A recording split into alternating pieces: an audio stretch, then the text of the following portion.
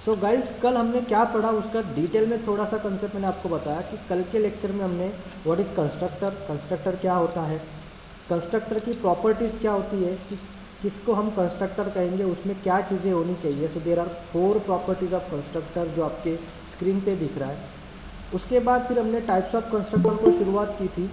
उसमें से पहला कंस्ट्रक्टर है डिफ़ॉल्ट कंस्ट्रक्टर, दूसरा है पैरामीटराइज कंस्ट्रक्टर और तीसरा है कॉपी कंस्ट्रक्टर। कल हमने डिफ़ॉल्ट कंस्ट्रक्टर के बारे में पढ़ा कि एक्चुअली डिफ़ॉल्ट कंस्ट्रक्टर किसको कहते हैं, और जो कंस्ट्रक्टर कोई आर्गुमेंट नहीं लेता हो उसको डिफ़ॉल्ट कंस्ट्रक्टर कहते हैं, और पैरामीटराइज कंस्ट्रक्टर जो ऑलवेज एक पैरामीटर लेता हो और अलग अलग ऑब्जेक्ट को अलग अलग वैल्यू देने के लिए उसका यूज़ होता है। सो गाइस, मैं आज आपको तीसरा जो कंस्ट्रक्टर है आज के लेक्चर में हम उसको पढ़ने वाले हैं, कॉपी कंस्ट्रक्टर। Copy constructor. अब कॉपी कंस्ट्रक्टर को पढ़ने के पहले मैं कल का प्रोग्राम आपको बताता हूँ कि किस तरीके से हमने पैरामीटराइज कंस्ट्रक्टर का यूज़ किया। अब देखिए, डिफ़ॉल्ट कंस्ट्रक्टर में अगर आपको सभी ऑब्जेक्ट को सेम वैल्यू असाइन करना है तो उस केस में हम डिफ़ॉल्ट कंस्ट्रक्टर यूज़ करते हैं। पैरामीटराइज कंस्ट्रक्टर कब यूज़ करेंगे? जब आपको लगता है कि सर पहले ऑब्जेक्ट को अलग वैल्यू, दूसरे को अलग, तीसरे को अलग, मतलब each and every object has a different values, तब जाके आप उसमें पैरामीटराइज कंस्ट्रक्टर यूज़ करते हैं। But now there is a third constructor, तीसरा एक कंस्ट्रक्टर है कॉपी कंस्ट्रक्टर। ये कॉपी कंस्ट्रक्टर आपको यूज़ कब करना है? तो generally when you want to initialize one object initialize one object with another object. मतलब क्या है कि सपोज मान लीजिए आपने पहला एक ऑब्जेक्ट बनाया और उसको कुछ वैल्यू इनिशियलाइज की।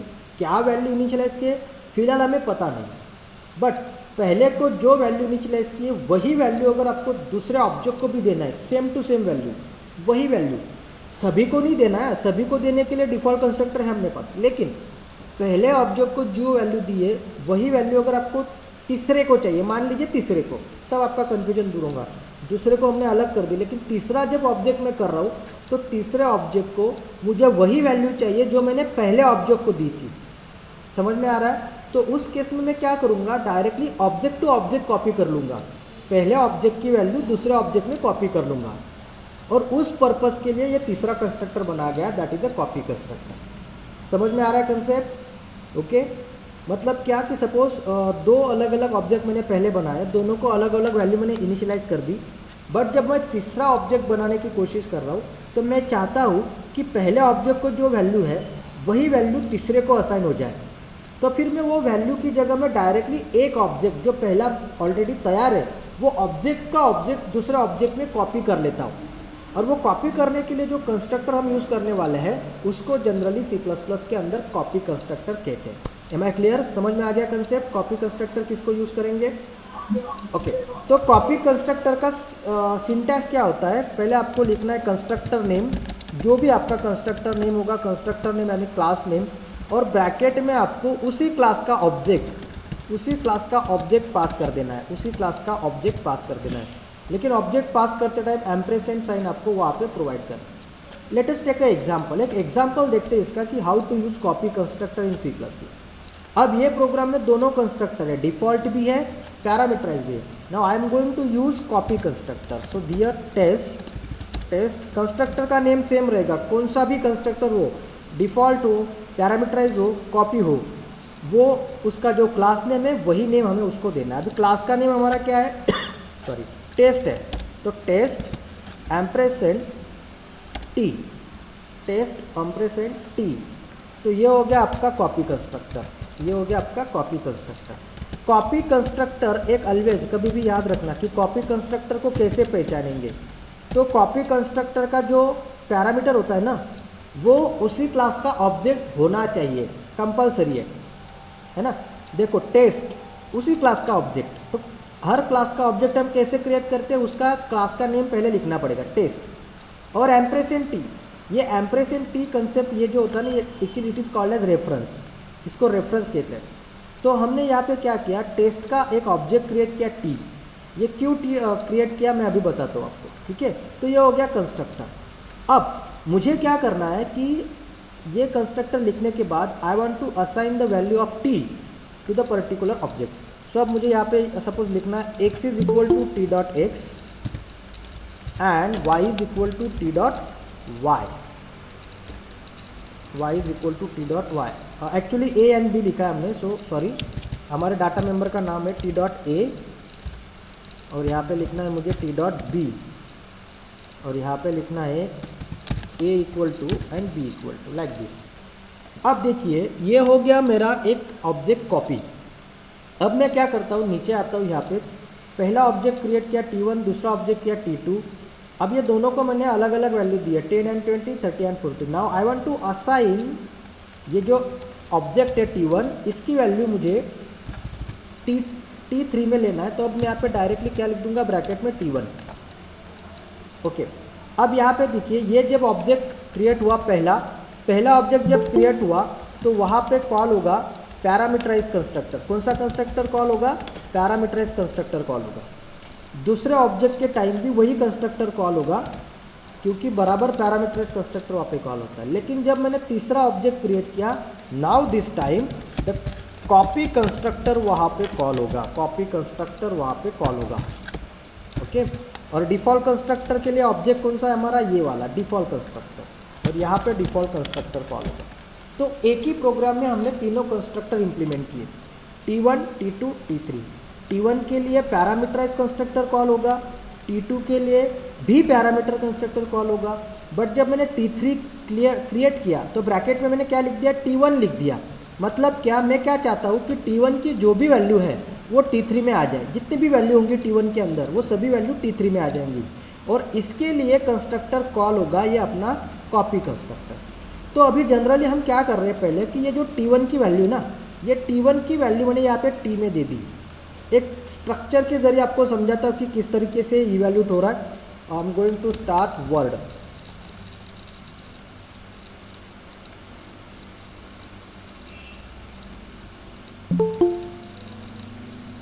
ओके, तो किस तरीके से कॉपी कंस्ट्रक्टर कॉल होगा, मैं थोड़ा सा आपको स्ट्रक्चर से समझाता हूँ कि how to call copy constructor और किस तरीके से पहले ऑब्जेक्ट की वैल्यू तीसरे में वहाँ पे कॉपी हो रही है। So I am going to just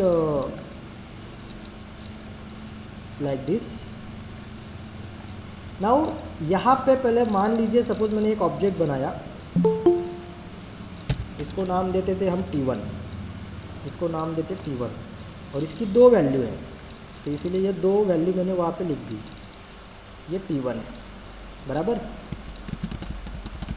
दिख रहा है ना सबको। इसका फॉन्ट थोड़ा बड़ा कर देता हूँ मैं ताकि फिर आपको दिखेगा, ये T1, ये उसका ऑब्जेक्ट। अभी T1 के अंदर मुझे जो भी वैल्यू रखनी है,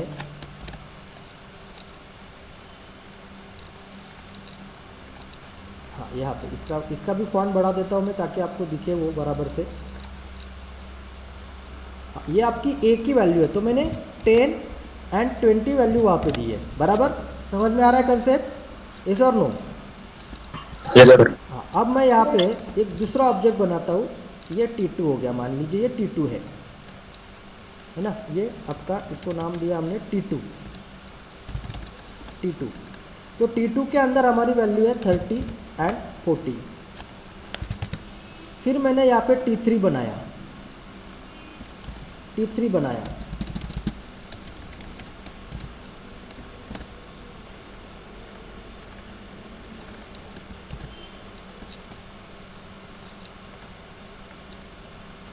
ये हो गया आपका T3। तो T3 में फिलहाल वैल्यू नहीं है T3। और ऊपर एक और ऑब्जेक्ट मैंने बनाया T, टेम्पररी ऑब्जेक्ट है वो टेम्पररी ऑब्जेक्ट क्यों किया, कॉपी को होल्ड, वैल्यू को होल्ड करने के लिए। तो जनरली यहाँ पे ये आ गया आपका T ऑब्जेक्ट, इसको नाम दिया मैंने T, ठीक है। हाँ, ये हो गया आपका T, लाइक दिस। तो T में भी फिलहाल एम्प्टी है। हाँ, तो अभी जो कॉपी कंस्ट्रक्टर कॉल हुआ है ना प्रोग्राम में, वहाँ पे ध्यान दो, टेस्ट T3 एंड T1। तो इसका मतलब क्या है कि मैंने T3 ऑब्जेक्ट क्रिएट किया और उसको T1 पास किया, मतलब I want to copy the value of T1 into the T3। तो उसके बाद जैसे ही T3 वहाँ पे क्रिएट हुआ, आपका जो कॉपी कंस्ट्रक्टर ऊपर लिखा है ना, वो वहाँ पे कॉल होगा। और जब ये कॉल होगा तो उसको T1 की वैल्यू पास की जाएंगी। T1 की वैल्यू मतलब ये 1020 पूरा का पूरा ऑब्जेक्ट वहाँ पे पास होगा जो आपको यहाँ पे दिख रहा है। ओके, ये T1 और वो T1 जब यहाँ से पास होगा, कॉपी कंस्ट्रक्टर वहाँ पे कॉल हो रहा है और कॉपी कंस्ट्रक्टर के ब्रैकेट में एक T नाम का टेम्पररी ऑब्जेक्ट मैंने क्रिएट किया है। तो T1 की जो भी वैल्यू है वो वहाँ पे T में कॉपी हो जाएंगी। तो T1 की क्या वैल्यू है, आपके स्ट्रक्चर में क्या वैल्यू दिख रही है T1 की? 1020। उसको किस में कॉपी किया हमने? T में कॉपी किया। तो T में भी क्या आ गया आपका 10 एंड 20। जस्ट बिकॉज ऑफ मुझे करना क्या है कि T1 की वैल्यू T3 में कॉपी करना। अब यहाँ पे ये ऑब्जेक्ट टेस्ट, ये जो कंस्ट्रक्टर है कॉपी कंस्ट्रक्टर, कौन सा ऑब्जेक्ट क्रिएट होते टाइम कॉल हुआ है? T3 ऑब्जेक्ट क्रिएट होते टाइम कॉल हुआ है। इन शॉर्ट अगर हम बात करें तो इस कंस्ट्रक्टर को कॉल करने वाला ऑब्जेक्ट है T3। कंसेप्ट समझ में आ रहा है ना? कॉपी कंस्ट्रक्टर कब कॉल हुआ? जब मैंने T3 नाम का ऑब्जेक्ट क्रिएट करने की कोशिश की, तब आपका कॉपी कंस्ट्रक्टर वहाँ पे कॉल हो रहा है। इन शॉर्ट ये कंस्ट्रक्टर को कॉल करने वाला ऑब्जेक्ट है आपका T3। इसलिए ये जो ये वाला A एंड ए वाला B है ना, ये T3 के A एंड B है। किसके A एंड B है? वो T3 के। तब मुझे क्या चाहिए कि ये A में जो T में आया है T डॉट A मतलब T का A, तो T का A क्या है आपका? 10। उसको हमने T3 में ले लिया 10। और T डॉट B मतलब T का B कितना है? 20। वो हमने यहाँ पे ले लिया। तो बराबर जैसे ही ये कंस्ट्रक्टर कॉल होगा, बराबर आपकी T1 की वैल्यू जो भी थी वो T3 में आ जाएगी।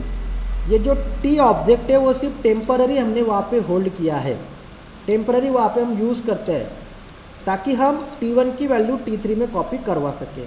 तो इस तरीके से बराबर से कॉपी कंस्ट्रक्टर का यूज़ करके हम वहाँ पे T1 की वैल्यू को T3 में कॉपी करा रहे हैं। So this is basically the use of copy constructor.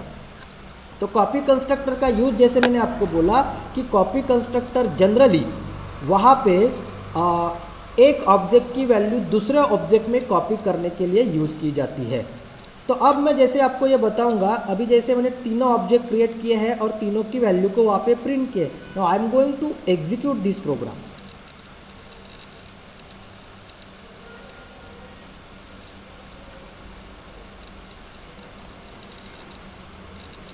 It's take 2 minutes. Now see this output आप देख सकते हो। T1 data is 1020, T2 data is 3040, T3 data is again 1020, जो मैंने कॉपी किया कि मुझे T1 में जो डाटा था वो T3 में चाहिए था।